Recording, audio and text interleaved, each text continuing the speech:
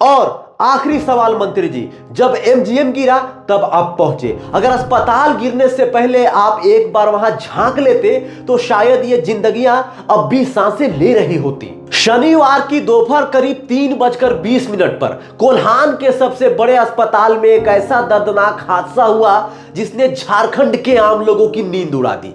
जमशेदपुर का एमजीएम अस्पताल, जहां जख्मों पर मरहम मिलना चाहिए था, वहां खुद अस्पताल की दीवारें मौत बनकर गिर पड़ी। इस दिल दहलाने वाले हादसे में 3 लोगों की जान चली गई और कई जिंदगियां मलबे के नीचे कहराती रह गई। यह मलबा सिर्फ अस्पताल की छत नहीं था, यह मलबा था उस सरकारी झूठ का जो झारखंड में स्वास्थ्य सेवा के नाम पर सालों से ढोया जा रहा है। रिम्स हो या एमजीएम, कफन योजना हो या ऑक्सीजन सप्लाई, सिस्टम हर मोर्चे पर फेल है।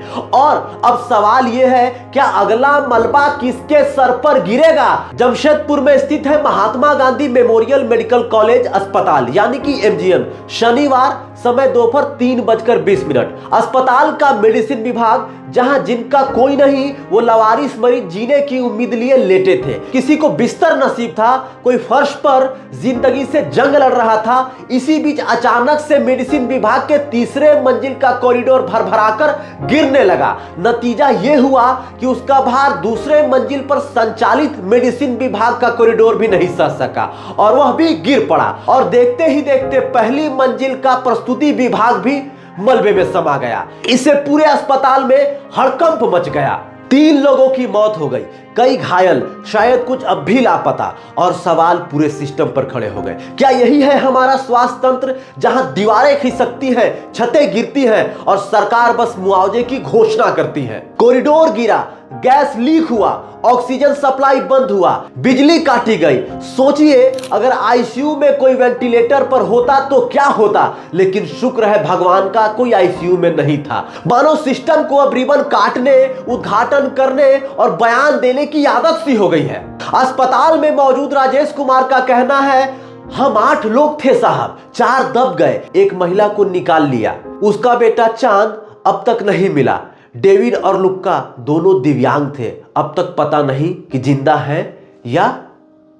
हादसे की खबर मिलते ही राज्य के स्वास्थ्य मंत्री डॉक्टर इरफान अंसारी देर रात घटनास्थल पर पहुंचे और स्थिति का जायजा लिया। उन्होंने मौके पर मौजूदा जिला प्रशासन, अस्पताल प्रबंधन और रेस्क्यू टीम से विस्तृत जानकारी ली। इस दौरान स्वास्थ्य मंत्री ने मीडिया को संबोधित करते हुए कहा कि यह वक्त बयानबाजी का नहीं बल्कि संवेदनशीलता और कार्रवाई का है। डॉक्टर इरफान अंसारी ने घोषणा किया कि मृतकों के परिजनों को 5-5 लाख रुपए और घायलों को 50-50 हजार रुपए की मुआवजा राशि दी जाएगी। उन्होंने कहा कि सरकार इस घटना को गंभीरता से ले रही है और इसकी निष्पक्ष जांच के आदेश भी दिए गए हैं।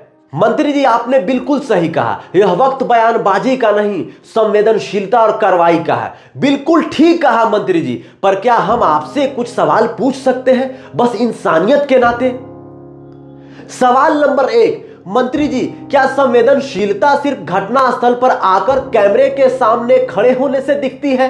क्या उन फर्शों पर दिखती है जहां हड्डियां सिकुड़ती हैं, दर्द करवटें बदलता है और सरकारें सोती हैं? क्या आपको दिखता है ये सब? सवाल नंबर 2, आपने मुआवजा देने की घोषणा कर दी, पर क्या आपने कभी किसी मां से पूछा है कि उसका बेटा अगर चला जाए तो क्या 5 लाख में वो सांसें वापस आती है? सवाल नंबर 3, जो लवारिस मरीज मलबे में दबे, जो चल नहीं सकते थे, जो देख नहीं सकते थे, क्या वो झारखंड के नागरिक नहीं थे? क्या उनके नाम पर कोई संवेदनशीलता नहीं थी?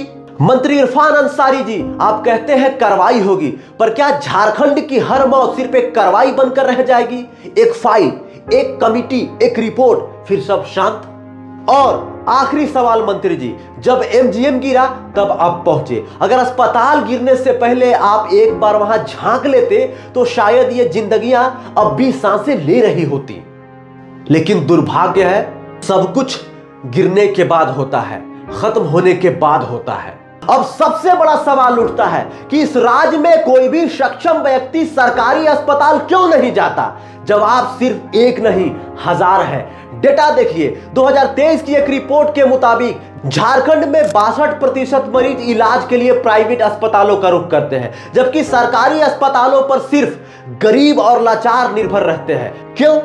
क्योंकि 60% सरकारी अस्पतालों में डॉक्टरों की भारी कमी है। 40% प्राथमिक स्वास्थ्य केंद्रों में एक्सरे मशीन तक नहीं है। ज्यादातर सामुदायिक केंद्रों में आईसीयू तो छोड़िए, ऑक्सीजन तक नियमित नहीं मिलता। और सबसे शर्मनाक, 2022 में सिर्फ रांची के रिम्स में 18 ऐसे मामले सामने आए जहां शव को कफन देने तक की व्यवस्था नहीं थी। तब राज्य सरकार ने कफन योजना की शुरुआत की।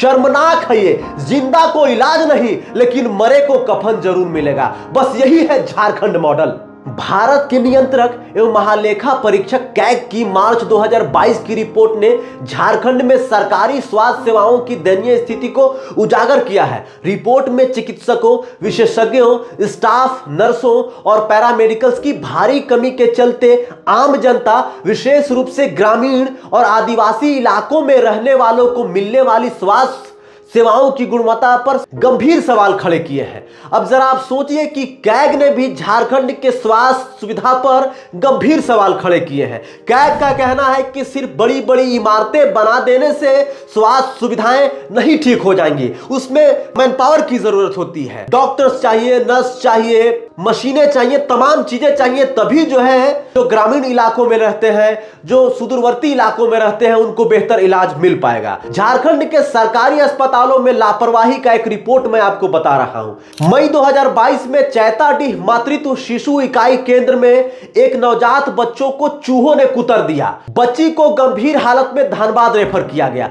सिविल सर्जन ने दोषियों के खिलाफ कार्रवाई की बात कही, लेकिन क्या कार्रवाई हुआ किसी को कुछ नहीं पता।